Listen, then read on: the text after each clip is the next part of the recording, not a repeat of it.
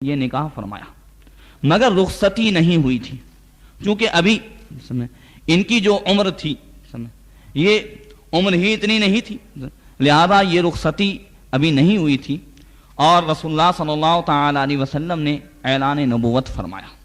جب سرکار نے اعلان نبوت فرمایا تو حضرت رقیہ کی عمر 7 سال کی اور حضرت سیدہ ام کلثوم کی عمر 6 سال کی۔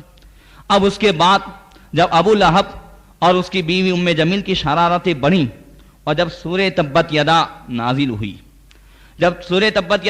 ہوئی، تو دونوں میاں بیوی غیظ و غضب میں بھر گئے اور اپنے بیٹوں سے کہنے لگے کہ تم ان کو طلاق دے دو۔ ابھی یہ دونوں بہنیں سرکار کے گھر ہی پر تھیں، صرف نکاح ہوئی تھی، لہذا اب اس کے بعد یہ دونوں گئے، مگر عتبہ نے جا کر کے جو رقیہ ان کے نکاح میں تھی، حضرت سیدہ رقیہ، تو عتبہ نے جا کر کے معذرت کی، عذر پیش کیا اور کہا کہ میں اپنے باپ کے حکم پر مجبور ہوں، اس وجہ سے طلاق دے رہا ہوں۔ اور عتبہ نے جا کر کے گستاخی کی، رسول اللہ صلی اللہ تعالی علیہ وسلم کو معاذ اللہ برا کہا اور آپ کے چہرے اقدس پر تھوکنے کی کوشش کی، مگر اس کا تھوک خود اس کے منہ پر آیا، اس لیے کہ سورج پر کوئی تھوکتا ہے تو تھوک اس کے منہ ہی پر آتا ہے۔ تو یہ معجزہ بھی وہاں ظاہر ہوا کہ رسول اللہ صلی اللہ علیہ وسلم آفتاب رسالت ہے، مہتاب نبوت ہے، اس کا تھوک اس پر آیا اور پھر اللہ کے رسول صلی اللہ تعالی علیہ وسلم کے ہاتھ بلند ہوئے۔ اس گستاخی پر آقا کائنات نے اللہ کی بارگاہ میں دعا کی، اللہم سلط ھذا قلبا من کلابک، اے اللہ اپنے درندوں میں سے کسی درندے کو اس پر مسلط فرما دے۔ اور چونکہ عتبہ نے بارگاہ رسالت میں معذرت کی، سرکار کا ادب رکھا، تو با ادب با نصیب، بے ادب بد نصیب۔ تو اب اتنا ادب بھی کام آ گیا کہ فتح مکہ کے بعد جب عتبہ، ابو لہب کا بیٹا عتبہ اور معتب، یہ دونوں جب بھاگنے لگے تو اللہ کے رسول صلی اللہ علیہ وسلم نے حضرت سیدنا عباس رضی اللہ تعالیٰ عنہ سے فرمایا، چچا تمہارے بھائی کے بیٹے دونوں کہاں ہیں؟ کہا وہ تو بھاگ رہے ہیں۔ کہا ان کو بھاگنے مت دو، میرے پاس لے آؤ۔ جب عتبہ و معتب دونوں لائے گئے، رسول اللہ صلی اللہ تعالی علیہ وسلم نے شفقت کا انداز فرمایا تو دونوں مسلمان ہو گئے۔ تو اب فرماتے ہیں مورخین کہ یہ ادب ہی کا معاملہ ہے، اور کچھ روایتوں میں عتبہ و عتیبہ دونوں میں نام کا فرق ہے، کہیں عتبہ کی جگہ عتیبہ کا لفظ ہے اور کہیں عتیبہ کی جگہ عتبہ کا ہے۔ یہ چند کتابوں کو دیکھ کر کے میں نے اس کا خلاصہ بیان کیا، مگر چونکہ عتیبہ نے گستاخی کی اور رسول اللہ صلی اللہ تعالی علیہ وسلم نے بددعا فرما دی، تو میں درس قرآن میں بیان کر چکا ہوں کہ جو ہے ابو لہب نے خود یقین کر لیا، اور ابو طالب بھی وہاں بیٹھے ہوئے تھے۔ ابو طالب نے کہا عتیبہ اب تیری خیریت نہیں ہے، اس لیے کہ محمد صلی اللہ تعالی علیہ وسلم کی زبان سے نکل گیا ہے، اب تجھے درندہ ہی پھاڑے گا، اس کے علاوہ اور کسی صورت میں موت نہیں آ سکتی ہے۔ پتا چلا کہ اس وقت سب کا یہ یقین تھا کہ اللہ تعالیٰ نے اپنے محبوب کو علم غیب عطا فرمایا اور طاقت و قوت سے نوازا ہے، اس وجہ سے ابو لہب بھی اس فکر میں رہتا تھا، اور جب ملک شام تجارت کی غرض سے یہ نکلے، مقام زرقا پہنچے، وہاں قافلہ ٹھہرا اور شام کا وقت ہوا، ایک شیر کے دہاڑنے کی آواز آئی۔ عتبہ نے جب سنا تو اس کا جسم تھررانے لگا۔ لوگوں نے کہا کیا بات ہے؟ کہا محمد صلی اللہ تعالی علیہ وسلم نے کہا ہے کہ مجھے کوئی درندہ پھاڑے گا، مجھے اس کا خدشہ ہے۔ لوگوں نے کہا جو تیرا حال ہوگا وہ ہمارا حال ہوگا، تو کیوں فکر کرتا ہے، ہم تیری حفاظت کرتے ہیں۔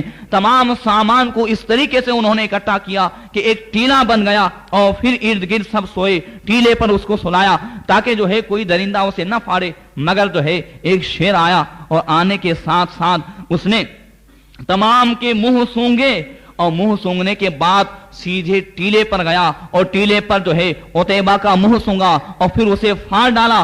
آخری سانس وہ بولتے بولتے گیا کہ محمد صلی اللہ تعالی علیہ وسلم سچے ہیں، وہ کبھی بھی جھوٹ نہیں بولے۔ پتا چلا کہ درندوں کو بھی نبی کی گستاخی کی بدبو آ جاتی ہے، اور نبی کا گستاخ اس کے اندر جو بدبو ہوتی ہے اسے جو ہے جو اہل نظر ہوتے ہیں وہ بھی جان لیتے ہیں۔ اسی وجہ سے محدث اعظم پاکستان حضرت سیدنا سردار احمد رحمۃ اللہ تعالی علیہ حضور حجت الاسلام کے خلیفہ ہیں، انہوں نے اپنے آخری دم کہا کہ یہ ہاتھ وہ ہاتھ ہے کہ جو آج تک کبھی بھی کسی وہابی کے ہاتھ میں نہیں گیا، بھولے سے بھی میں نے ہاتھ نہیں ملایا۔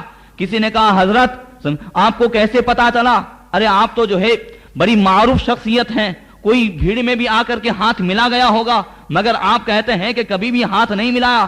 کہا الحمدللہ، کوئی بھی وہابی تبلیغی آ جاتا تو میں اس کی بدبو سے جان لیتا تھا، لہذا کبھی میں نے اس کے ہاتھ میں ہاتھ نہیں دیا، مصافحہ بھی میں نے نہیں کیا۔ تو یہ جب ایک نبی کے غلام کا یہ عالم ہے کہ ان کی وہ جو ہے انداز کہ وہ سونگ لیتے ہیں کہ جو ہے نبی کا دیوانہ کون ہے، وفادار کون ہے اور غدار کون ہے۔ لہذا عتبہ کا حال تو یہ ہوا اور عتبہ کو کلمہ نصیب ہوا۔ اب حضرت سیدنا عثمان غنی رضی اللہ تعالیٰ عنہ کا حال سنیں کہ جب اللہ کے رسول صلی اللہ تعالیٰ علیہ وسلم نے ان دونوں صاحبزادی کا نکاح عتبہ و عتبہ سے کرا دیا، عثمان غنی فرماتے ہیں کہ اسلام سے پہلے میں ایک شریف خاتون جو پاک باد ہو، حسینہ جمیلہ ہو، اس سے نکاح کا خواہش مند تھا۔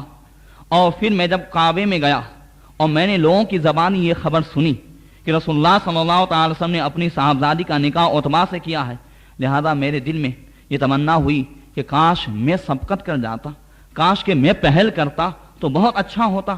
بس اسی افسوس میں اپنے گھر پہ گیا تو میری خالہ جو بعد میں صحابیہ ہوئی، رسول اللہ صلی اللہ تعالی علیہ وسلم نے ابھی اعلان نبوت فرمایا تھا، ابھی آقا نے اعلان نبوت ہی فرمایا تھا، اسی دور کا یہ واقعہ ہے کہ حضرت عثمان غنی فرماتے ہیں کہ میں اپنی خالہ کے پاس گیا، وہ اگلی کتابوں کی جاننے والی تھی، کچھ مہارت رکھتی تھی، تو انہوں نے جب مجھے دیکھا تو کہنے لگی ابشر وحیت یا عثمان ثلاثا تترا ثم ثلاثا وثلاثا اخرى ثم باخرى کئی تتم عشرہ اتاق خیرا ووقیت شرا۔ اے عثمان تمہیں بشارت ہو تو 3 مرتبہ عزت سے نوازے جاؤ گے، پھر 3 مرتبہ، پھر 3 مرتبہ، پھر 1 مرتبہ، 10 مرتبہ اللہ تعالیٰ تجھے عزت سے نوازے گا اور تمہیں خیر ملے گی، برائیوں کو تم سے دور رکھا جائے گا۔ پھر وہ کہتی ہیں کہ ان کے حتب اللہ حسانا زہرا انت بکرا ولقیت بکرا، قسم خدا کی تم ایک پاک باز عورت سے نکاح کرو گے اور تم بھی کنوارے ہوں اور وہ بھی کنواری ہیں، اور پھر وافیت بنت عظیم قدرا، تم نے جو ہے ایک عظیم المرتبت عالی شان جو دنیا میں اس مرتبے کا کوئی انسان نہیں، ان کی اور لڑکی کو تم نے اپنے نکاح میں پا لیا ہے۔ تو میں نے کہا کیسی بات کرتی ہو اے خالہ، میری سمجھ میں نہیں آتا ہے۔ کہا سنو، میں محمد ابن عبداللہ محمد رسول اللہ صلی اللہ تعالی علیہ وسلم کی بات کرتی ہوں کہ جن پر قرآن کا نزول ہو رہا ہے وہ صاحب المرتبت ہے، ان کے مرتبے کا کوئی نہیں، اور اللہ تبارک و تعالی نے انہیں غلبہ عطا فرمایا ہے۔ لوگ ان سے دور رہیں گے تو وہ جو ہے مصیبت میں مبتلا ہوں گے۔ کامیاب وہ ہوگا جو اپنے آپ کو ان کے حوالے کر دے گا۔ جنگیں ہوں گی ان کے زمانے میں، لوگ ان سے دور بھاگیں گے مگر وہ بھاگ نہیں سکیں گے، وہ پورے عرب اور پوری دنیا پر قبضہ کریں گے۔ اللہ تعالیٰ نے انہیں غلبہ عطا فرمایا ہے۔ اے عثمان، اگر تم کامیابی چاہتے ہو، نجات چاہتے ہو، فلاح چاہتے ہو تو اپنے آپ کو ان کے سپرد کر دو۔ اب حضرت عثمان کہتے ہیں کہ اے خالہ، تم ایسی بات کرتی ہو کہ جس کا چرچا اس شہر میں نہیں ہے۔ ابھی چونکہ سرکار نے اعلان نبوت فرمایا ہی تھا اور سیدنا ابوبکر صدیق رضی اللہ تعالیٰ عنہ ابھی ایمان لے آئے تھے۔ حضرت عثمان غنی کہتے ہیں کہ میں نے سوچا کہ میرے دوست ابوبکر کے پاس جاؤں، وہ محمد صلی اللہ تعالیٰ علیہ وسلم کے قریب رہتے ہیں، پتہ نہیں انہیں معلوم ہے یا نہیں۔ جب میں ان کے پاس گیا تو حضرت ابوبکر صدیق نے میرے کلام سے پہلے ہی کہا وَيْحَكَ يَا عثمان إِنَّكَ لَرَجُلٌ حَاذِمٌ أَيَخْفِكَ مِنْ هَذَا الْحَقِّ عَنِ الْبَاطِلِ۔ اے عثمان، تم تو بڑے سوچ والے، عقل مند اور ہوشیار آدمی ہو، کیا تم حق اور باطل کو نہیں پہچان سکتے کہ ہاذی اوثان یعبدھا قومک الیست حجارۃ صم ولا تسمع ولا تبصر ولا تنفع ولا تضر۔ کیا یہ تیری قوم جن بتوں کو پوج رہی ہے، کیا ان کے اندر کوئی طاقت ہے علاوہ اس کے کہ یہ گونگے بہرے پتھر ہیں، نہ نفع پہنچا سکتے ہیں، نہ نقصان کر سکتے ہیں، نہ سن سکتے ہیں، نہ دیکھ سکتے ہیں۔ حضرت ابوبکر صدیق رضی اللہ تعالیٰ عنہ نے مجھے اسلام کی ترغیب دی تو فوراً میرے دل میں اسلام کی محبت آئی۔ ابھی ہم بات کر رہے تھے کہ رسول اللہ صلی اللہ تعالیٰ علیہ وسلم حضرت مولا کائنات کے ساتھ تشریف لے آئے۔ حضرت ابوبکر صدیق نے مجھ سے کہا ہے عثمان اچھا موقع ہے، فوراً میں نے رسول اللہ صلی اللہ تعالیٰ علیہ وسلم کی بارگاہ میں اپنے اسلام کا اظہار کیا اور کلمہ پڑھ کے مسلمان ہوا۔ اور اس کے بعد جب عتبہ نے رقیہ کو طلاق دی تو رسول اللہ صلی اللہ تعالیٰ علیہ وسلم نے اپنی صاحبزادی کا نکاح مجھ سے کرا دیا۔ اب آقا کائنات صلی اللہ تعالیٰ علیہ وسلم کا ارشاد سنو، سرکار فرماتے ہیں ما انا ازوج بناتی ولکن اللہ تعالی یزوجہن، میں نے اپنی لڑکیوں کا نکاح جس سے بھی کرایا میں نے خود نہیں کرایا، اللہ تبارک و تعالیٰ کے حکم سے کرایا۔ پتا چلا کہ جو ہے یہ نکاح سیدہ رقیہ رضی اللہ تعالی عنہا کا حضرت عثمان غنی کے ساتھ یہ رسول اللہ صلی اللہ تعالی علیہ وسلم نے خدا کے حکم سے کرایا۔ اب اس کے بعد یہ مقدس جوڑا وہاں رہنے لگا، پھر حبشہ ہجرت کی، پھر وہاں سے آئے رسول اللہ صلی اللہ تعالی علیہ وسلم۔ ایک دن حضرت عثمان غنی کے گھر تشریف لے گئے، سیدہ رقیہ ان کی خدمت کر رہی تھی۔ اللہ کے رسول صلی اللہ تعالی علیہ وسلم ایک باپ ہونے کی حیثیت سے سیدہ رقیہ کو حکم فرماتے ہیں اے رقیہ عثمان کی خدمت کرو، ان کی دیکھ بھالی کرو، اس لیے کہ اخلاق میں نے ان کو اپنے سے زیادہ مشابہ پایا ہے۔ عثمان وہ ہیں کہ جو ہے حسن اخلاق میں مجھ سے زیادہ مشابہت رکھتے ہیں۔ اب حسن اخلاق میں رسول اللہ صلی اللہ تعالی علیہ وسلم کا کوئی ثانی نہیں، مگر آقا فرماتے ہیں کہ عثمان اخلاق میں مجھ سے زیادہ مشابہت رکھتے ہیں، لہذا ان کی خدمت کیا کرو۔ حضرت عثمان غنی رضی اللہ تعالیٰ عنہ کی وہ خدمت کیا کرتی تھی، یہاں تک کہ اب آقا نے جب مدینہ ہجرت فرمائی تو ان دونوں حضرات نے مدینہ ہجرت فرمائی۔ مدینہ آنے کے بعد حضرت سیدہ رقیہ رضی اللہ تعالیٰ عنہا بیمار ہو گئیں، جنگ بدر کا معاملہ پیش آیا، حضرت رقیہ بیمار ہیں، جسم پر کچھ جو ہے پھوڑے اور کھجلی کے آثار ہیں، اور اسی دوران حضرت رقیہ رضی اللہ تعالی عنہا کی تیمارداری میں آپ مبتلا تھے۔ جنگ بدر کے لیے آقا تشریف لے جا رہے ہیں اور حضرت عثمان غنی یہ چاہ رہے ہیں کہ میں بھی ساتھ میں جاؤں، حضرت اسامہ کو بھی خدمت میں رکھا ہے، اور آقا کائنات حضرت عثمان کو فرماتے عثمان تمہیں جانے کی ضرورت نہیں، یا رسول اللہ مجھے شوق ہے یہ جو ہے میں آپ کے ساتھ جاؤں۔ آقا نے فرمایا نہیں، ہم جا رہے ہیں، اور اگر جو ہے جنگ کا معاملہ ہوا تو تمہیں برابر اس کا ثواب بھی نصیب ہوگا اور اللہ تعالیٰ غلبہ عطا فرمائے گا، جو مال غنیمت ملے گا اس مال غنیمت سے تمہیں حصہ بھی اللہ تعالیٰ عطا فرمائے گا، یہ اللہ کے حکم سے میں تمہیں عطا کروں گا، حصہ بھی تمہیں دیا جائے گا اور تمہیں ثواب بھی دیا جائے گا۔ لہذا حضرت عثمان غنی جنگ بدر میں شریک نہیں ہوئے، مگر سیدہ رقیہ رضی اللہ تعالی عنہا کی تیمارداری میں رہے۔ اللہ کے رسول نے انہیں وہ مقام عطا فرمایا کہ جو بدری صحابی کا مقام ہے وہ حضرت عثمان غنی کا مقام ہے، کہ انہیں حاضری کی وہ دولت نصیب ہوئی کہ حاضر نہیں ہوئے پھر بھی اللہ کے رسول صلی اللہ تعالی وسلم نے ثواب بھی صرف نہیں کہ مال غنیمت، بلکہ فرمایا اللہ تمہیں ثواب بھی عطا فرمائے گا اور مال غنیمت بھی عطا فرمائے گا۔ اور پھر اس کے بعد حضرت سیدہ رقیہ رضی اللہ تعالی عنہ کا وصال جب ہوا اور تجہیز و تکفین ہو رہی تھی، اسی وقت اللہ اکبر کی آواز آئی۔ حضرت عثمان غنی نے پوچھا دیکھو کیا ہے، کہا حضرت زید بن حارثہ آئے ہیں۔ حضرت زید بن حارثہ نے آ کر خبر دی کہ اللہ تبارک و تعالیٰ نے مسلمانوں کو فتح عطا فرمائی، اور ادھر حضرت سیدہ رقیہ رضی اللہ تعالی عنہا انتقال فرما چکی تھی اور انہیں دفن کر چکے تھے۔ رسول اللہ صلی اللہ تعالی علیہ وسلم کو معلوم نہیں تھا، مگر آقا جب تشریف لائے راستے میں خبر ہوئی، سرکار جب مدینہ میں آئے تو سب سے پہلے جنت البقیع تشریف لے گئے اور حضرت رقیہ رضی اللہ تعالی عنہا کے اس مدار پاک پر کھڑے رہے۔ سرکار جب تشریف لائے تو عورتیں بھی آنے لگیں اور آ کر کے خوب رونے لگیں، اور رو کر کے کچھ عورتوں نے آواز بلند کی، اور اس کے بعد حضرت عمر فاروق اعظم نے سختی کی۔ آقا نے فرمایا سختی نہ کرو، جو آنسو بہے دل روہے تو یہ شفقت و مہربانی ہے، مگر جب عورتیں زبان سے ادھر ادھر کی باتیں کریں روتے ہوئے یا ہاتھ پاؤں سے جزا و فضا کرے تو یہ جو ہے جائز نہیں ہے۔ لہذا آقا کائنات صلی اللہ علیہ وسلم نے اس وقت عورتوں کو تعلیم دی کہ کسی کے انتقال پر جو ہے دل سے رونا، آنکھوں سے آنسو بہانا، یہ تو جو ہے ایک محبت میں ہو سکتا ہے اور یہ ہونا بھی چاہیے، مگر ساتھ ساتھ اللہ کی شان میں بیجا کلمات کا استعمال کرنا، اسی کے ساتھ ساتھ اللہ تعالیٰ کی شان میں ظلم کے کلمات کا استعمال کرنا، اسی کے ساتھ ساتھ زیادہ جزا فضا کرنا، ہاتھ پاؤں مارنا، یہ ہرگز جائز نہیں ہے، اسلام نے اس کو حرام کر دیا ہے۔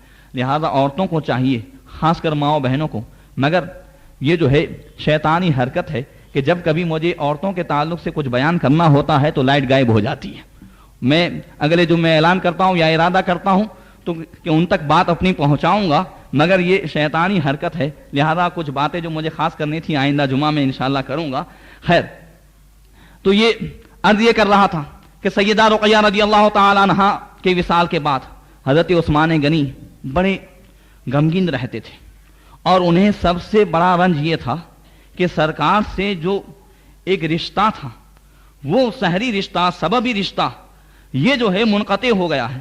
ایک دن مسجد نبوی کے اسی دروازے پر حضرت عثمان غنی کھڑے ہیں۔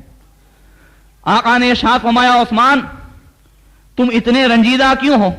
عرض کی یا رسول اللہ، آپ سے جو میرا ایک گہرا رشتہ تھا وہ سیدہ رقیہ کے انتقال سے وہ ختم ہوا۔ آقا نے ارشاد فرمایا، رحمت للعالمین ہے، کہہ دے سبحان اللہ۔ فرمایا، عثمان ھذا جبریل اخبرنی ان اللہ تعالی قد زوجک ام کلثوم بصداق رقیہ۔ اے عثمان گھبراؤ نہیں، یہ جبریل آئے ہیں اور یہ مجھے خبر دے رہے ہیں کہ اللہ تعالیٰ نے رقیہ کے جو ہے مہر کے مثل ام کلثوم کا نکاح تمہارے ساتھ فرما دیا ہے۔ اسی کو اعلیٰ حضرت رضی اللہ تعالیٰ عنہ فرمایا کہ نور کی سرکار سے پایا دوشالہ نور کا، ہو مبارک تم کو ذوالنورین جوڑا نور کا۔ اور جب سیدہ ام کلثوم رضی اللہ تعالی عنہا کا وصال سن ہجری 9 میں ہوا، تو اب اس کے بعد آقا کائنات صلی اللہ تعالی علیہ وسلم نے ارشاد فرمایا، اور اس کے راوی بھی حضرت مولا کائنات ہیں، آقا نے فرمایا اب میری صاحبزادیاں نہیں، اگر میری صاحبزادیاں ہوتی، چونکہ آپ نے سیدہ فاطمہ کا نکاح حضرت مولا کائنات سے کر دیا تھا، فرمایا اگر 40 صاحبزادیاں ہوتی تو یکے بعد دیگر عثمان کے نکاح میں دے دیتا۔ یہ حضرت عثمان غنی کا وہ مقام بارگاہ رسالت میں تھا۔ اور ایک مرتبہ حضرت عثمان غنی رضی اللہ تعالیٰ عنہ نے بارگاہ رسالت میں ایک عمدہ کھانا، جبکہ سیدہ رقیہ آپ کے نکاح میں تھی، شہد، گھی، ان سب سے تیار کر کے ایک کھانا بارگاہ رسالت میں بھیجا۔ حضرت ام سلمہ رضی اللہ تعالی عنہ کہتی ہیں، آقا میرے یہاں تھے، اب رسول اللہ صلی اللہ علیہ وسلم نے جب یہ عمدہ تحفہ، عمدہ کھانا دیکھا تو فوراً ہاتھ اٹھائے اور عرض کی، اللہم ان عثمان سیرضاک ارضی عنہ، اے اللہ عثمان اس طرح تیرے رسول کی بارگاہ میں تحفہ بھیج کر کے تیری رضا چاہتا ہے، یا اللہ اس سے راضی ہو جا۔ پتہ کیا چلا کہ بارگاہ رسالت میں چاہے کھانے کا تحفہ ہو، چاہے درود و سلام کا تحفہ ہو، چاہے صلاۃ و سلام کا تحفہ ہو، چاہے کسی انداز کا تحفہ ہم بھیجتے ہیں، یہ رب کی رضا کا سبب ہے کہ اللہ کے رسول کی بارگاہ میں جو بھی تحفہ بھیجا جائے سرکار خوش ہوتے ہیں، اور جب اللہ کے رسول خوش ہو جاتے ہیں تو اللہ کی رضا حاصل ہو جاتی ہے۔ اس وجہ سے اللہ کے رسول نے یہ دعا کی، یا اللہ عثمان میری بارگاہ میں یہ کھانا بھیج کر کے مجھے راضی رکھنا چاہتے ہیں، نہیں سیرضاک، وہ تیری رضا چاہتے ہیں، لہذا اس سے راضی ہو جا۔ اور حضرت عثمان غنی رضی اللہ تعالی عنہ نے تو اپنی زندگی میں یہی سکھایا کہ جان، مال، سب کچھ رسول اللہ صلی اللہ تعالی علیہ وسلم کے نام پر قربان کرتے۔ ایک مرتبہ ایک صحابی بارگاہ رسالت میں حاضر ہوئے، عرض کی یا رسول اللہ بچی کی شادی کرنی ہے، آقا خرچہ نہیں ہے، آپ انتظام فرما دیں۔ سرکار نے فرمایا جاؤ عثمان غنی کے پاس اور میرا نام دو، وہ خرچہ دے دیں گے۔ جب گئے وہ صحابی تو کیا دیکھتے ہیں کہ عثمان غنی اپنے غلام کو ڈانٹ رہے ہیں، تو نے دال میں نمک زیادہ ڈال دیا ہے، اگر کم ڈالتا تو یہ بچا رہتا۔ یہ بیچارے سوچنے لگے کہ یہاں نمک کی ککری کا حساب ہو رہا ہے، اتنا بڑا خرچہ شادی کا یہ کہاں سے دیں گے، لہذا بارگاہ رسالت میں پلٹ کے آ گئے۔ اب اس کے بعد سرکار نے فرمایا تم گئے نہیں؟ عرض کی یا رسول اللہ گیا تو تھا، مگر جو ہے ہمت نہیں ہوئی، کہا جاؤ جو ہے دوسری مرتبہ۔ اب دوسری مرتبہ گئے تو حضرت عثمان غنی ڈانٹ رہے ہیں کہ تم نے चिराग में बत्ती ज्यादा जो है कर दी, मोटी कर दी, अगर कम करते तो तेल कम जलता। अब ये फिर सोचने लगे कि इतना इतना हिसाब हो रहा है, अब मुझे क्या खर्चा देंगे। फिर बारगाह रिसालत में हाजिर हुए। सरकार ने फरमाया तुम गए नहीं। या रसूलल्लाह गया तो था, हिम्मत नहीं हो रही है। कहा जाओ अब की मर्तबा बैठे मिलेंगे। कहते सुभान अल्लाह, जाओ अब की मर्तबा बैठे मिलेंगे। पता चला एक एक हरकत से आका वाकिफ है। अब उसके बाद जब गए तो देखा हजरत उस्मान गनी बैठे हुए हैं। देखा, कहा तुम 2 मर्तबा आए और तुमने कुछ कहा नहीं, किस लिए आए हो? कहा मैं जरूरत से आया हूं। कहा किस लिए? कहा रसूलुल्लाह सल्लल्लाहु अलैहि वसल्लम ने भेजा है, बच्ची की शादी करनी है, अब खर्चा चाहिए। खड़े हुए हजरत उस्मान गनी उनका हाथ पकड़ा, अंदर ले गए, खजाना दिखाया, कहा जितना चाहो ले लो, तुम्हें जितनी जरूरत हो उतना ले लो। अब ये सोच रहे हैं। जब इनको सोचता हुआ देखा तो हजरत उस्मान गनी ने फरमाया तुम्हें नमक की कंकरी पर डांटना याद आता है? कहा हाँ। कहा तुम्हें उस बत्ती पर जो है डांटना याद आता है? कहा हाँ। कहा सुनो, ये इसलिए मैं डांट रहा था कि ये मेरा जितना खजाना, मेरा माल, तो मेरी जान और मेरे माल के मालिक है मोहम्मद रसूलुल्लाह।